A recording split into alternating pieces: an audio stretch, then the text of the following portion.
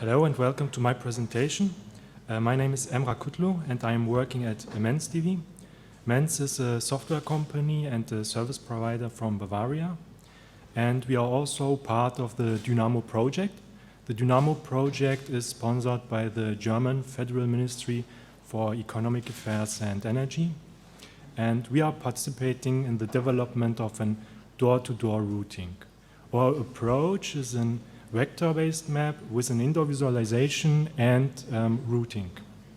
Our goals are primarily to serve a service for mobility impaired people and of course to improve our widely used journey planner. Let's have a look at our contents. I want to answer some questions concerning the data. So where's the data from? We do use, what are the requirements, and how is our data processed?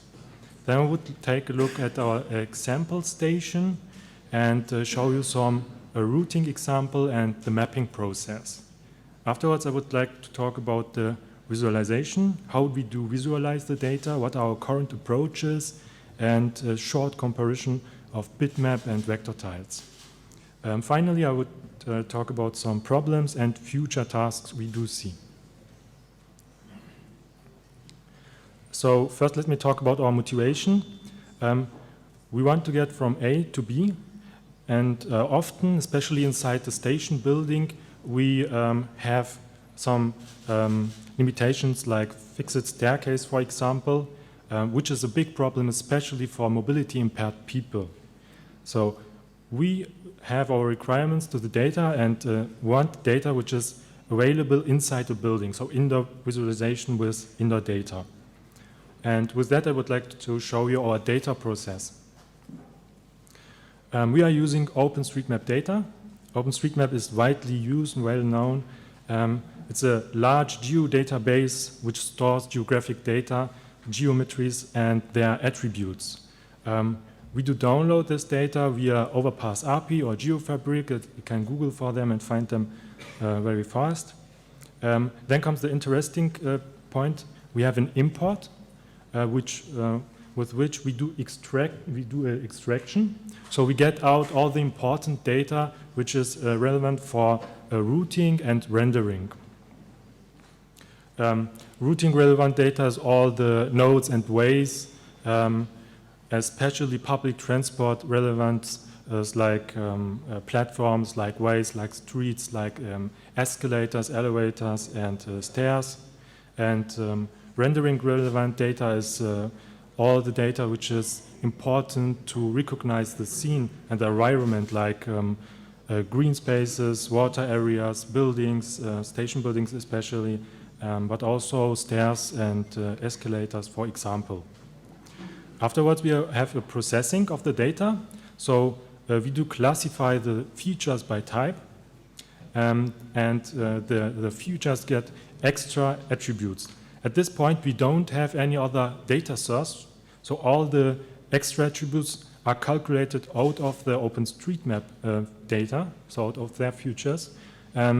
These extra attributes are, for example, means of transport, directions, speed limitations, or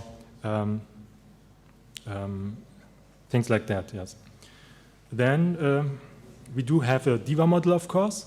The DIVA model is a company-intern stop model with which our customers, local transport authorities, do model their trips, their stops, their stop positions, their platforms, and of course the trip data. When this both come together, the data, the source, OpenStreetMap, and this DIVA model, then we do reference them together and do have a output which is routable. This finally all sums up in our IFA, that's our journey planner, which is available for mobile and for desktop. So this shortly shows how our data process is. Now let's take a look at example station. This orthophoto shows the Karlsplatz in Munich. It's one of Munich's beautiful hotspots, and it's also a large traffic junction. What this picture not shows is that directly under this ground level, we do have 5 more levels. So we do have, for example, in the level -1, the Stachus-Passagen, which is announced at Europe's largest shopping mall, underground shopping mall, of course. Then we have 2 more mezzanine floors, and the railway and the subway, and all of them on different levels. That's the same scene like earlier. What we do see here is a screenshot, actual screenshot out of JOSM, the Java OpenStreetMap editor. And on one hand, it looks a bit confused because can't see very much. On the other hand, we do see here that there's very much data available. Like I mentioned, here we do have the ground level and 5 more levels. All the features are overlapping. And let's clean up for clarity the scene a bit and put it side by side and filter the data. Now I would like to note you that how complete and how detailed the data is mapped already. And this proves, in my opinion, that OpenStreetMap is predestined for indoor visualization and indoor routing. So now let's have an example routing. This picture shows our journey planner, and the map you see is already vector-based. It's a vector tile-based map. On the lower left, we do have a bar with which we can change the level which is visualized in the map. We will see this for the following slides. I would like to follow the orange route graph with you and show you some mapping examples. So we will start on this stairwell out there at the starting point. That's shown here. So we do have our stairs, we do have elevators. That's a classical example for such a stairwell, fixed staircase, escalators, and elevators, and they all have their specific tags. So we need the information which levels these stairs connect. And for this, we communicated with the community, with local communities, and come up to this scheme that we do map the connecting nodes with a level tag. This gives us information which levels are connected. Then, of course, we do have connecting ways. In the level -1, we do tag everything with the extra tag level and an indoor tag if it is inside the building. Now we are in the level -1 and following the route graph directly to the next stairwell. Please note on the left side, we do have a textual information. That's a turn-by-turn direction which is given out. And especially note that we do have information about which sign we shall follow in the following. We will see these signs even in the following pictures. I will show you again. And this information is all out of the OpenStreetMap data processed. Here is a picture from the Stachus-Passagen in the level -1. And the route graph follows a way which is mapped in the data set. And in this case, it's not just virtual data which is mapped for routing purposes, but it's a real world objects. In this case, it's a tactile tabbing system. We do see here. Okay. Then we do have shops, of course, and amenities. And we do show them, of course, too, because they are important to recognize the environment, and they can contain additional information like opening hours and contact informations, which we can use in our journey planner too. This is the following stairwell we have seen in our route earlier, and please note in the upper left side the two the S and the U sign, which we have seen earlier. So we do go to the level -2, and here we follow the route graph again, and go inside the tunnel to the next stairwell. So we follow the route, and again we do have a lot of shops which we can tag with their specific tags. And please note, in this picture we do have an elevator, we do have 3 escalators and a fixed staircase, of course. And with this information we can improve the OpenStreetMap dataset. We do map them, and you will see them now in our map here in the level -4. We see the elevator sign, then we see 3 escalators and the fixed staircase. With the direction we can visualize the direction too. So if the escalator connects to the down-leading level and is moving forward, we can put on it some arrows which visualize the direction.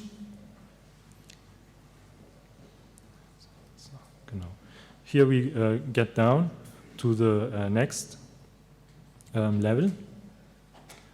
So we came from the escalator where the guy stands and get down to our goal, to the platform in the underground, which is located at level -5. That looks like so. So that's just a very short example of how we do take our data. It's all photos we've taken, and from which we do get our information, what's available and what's taggable and what's usable. So every object is a potential usable information, and there's much, much more. That's just a small selection I've showed you of what is mappable and taggable in the data set. You can also tag some benches or bins or informations or other shop types and extra attributes like opening hours, like I mentioned, which we can do use for our journey planner afterwards. Now let's have a short comparison of how we do visualize our data. The classic is the bitmap tiles.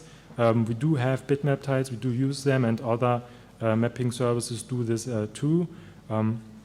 They are widely used, and they are well working on mobiles and on desktops as well. They are optimized for the screens, but we are working with vector data at the moment, because vector data has some points which bitmap tiles can serve. Let's take a look at this. So concerning speed, bitmap tiles are fast and are working very well, as mentioned, but canvas tiles can be as fast as 2, in parts even faster. So we do see here the size of the 2 tiles. On one hand, we do have on the right side, we do have the bitmap tile with 45 kilobytes, and on the other hand, we do have the vector tile with 26 kilobytes. Please note that we do have in the vector tile 5 more levels, 6 with the ground level, and that's much data which is stored inside this tile, while we do only have 1 level in the bitmap tile. Concerning size, as mentioned, and concerning attributes, the bitmap tiles don't have any attributes stored, so it's just a raster picture with pixel information, while the vector tiles do have attributes. The features inside can have attributes, and these attributes are usable, very good.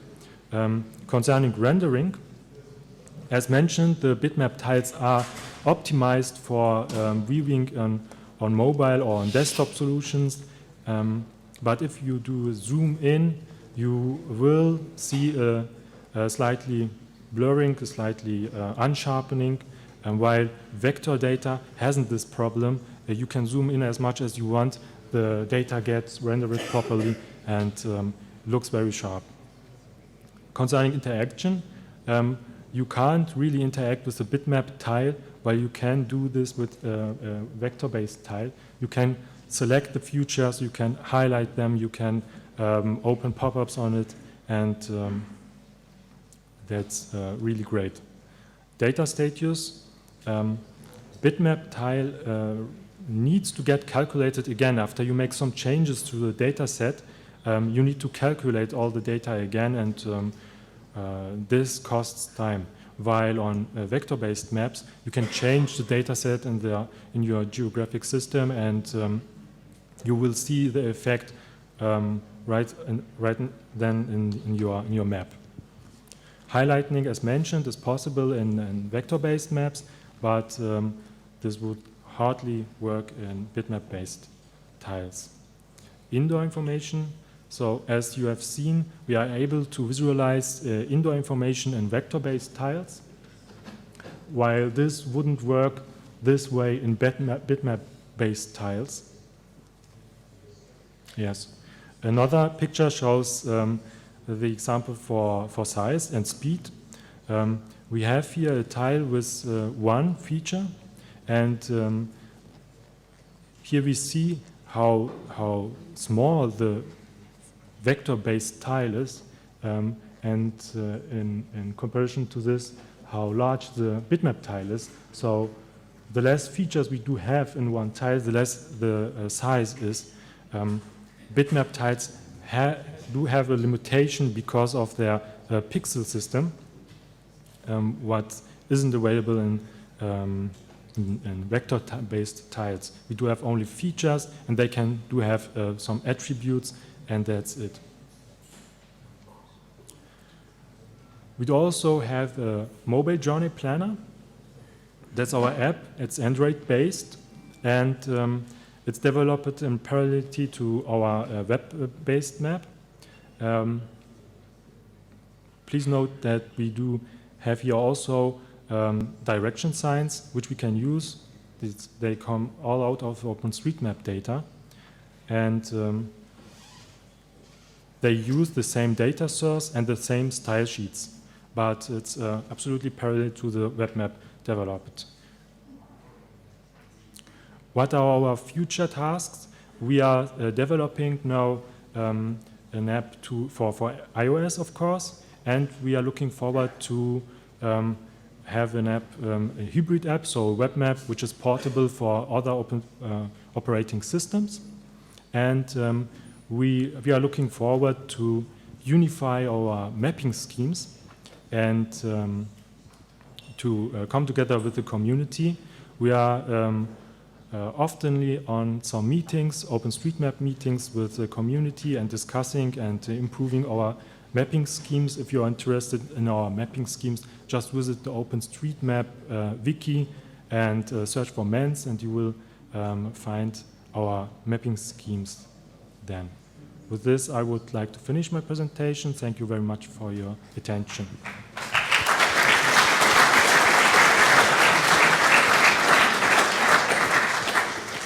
Yeah, thanks very much. Herr Kutlu, by the way, also worked here or did this PhD studies here, and now he's doing it on a much different scale. Who has the point?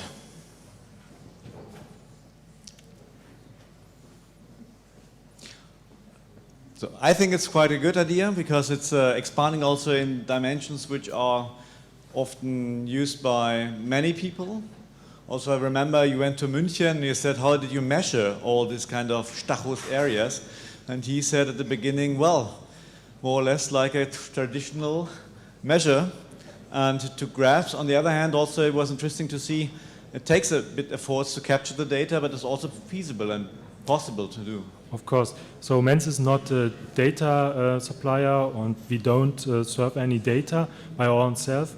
While we are working with OpenStreetMap, we do collect OpenStreetMap data, of course, but we do this a classic way, like all the other OpenStreetMapper too. So like the community, we go outside, take our photos, like you have seen them earlier, and we have our flying papers, we take our notes, and then we get back to our workplace and map this data, this actual data. So as you have seen, we have our photos, and with these photos, with our notes, we can have micro mapping, we can do micro mapping, and I think that's important. That's the next step in the journey planner for barrier-free pedestrian routing, for example, especially for mobility impaired people And yes, that's how we do map. So in future, we want to see that the community gets more interested and active in development in OpenStreetMap and mapping indoor structures especially. Good. By the way, I have also a Google Tango project here, a Google Tango device. So if you're interested, maybe if things get a bit better, you can play with. We organized it also with the help of Philip. He brought it from America to Berlin because it was only available for pure US citizens at the time, and he's very often in Silicon Valley, so he brought it as well to us. So it's available here, which may change a bit the future. We have done also some experiments on this, but things continue. So thanks very much for your talk, Mr. Kutlu.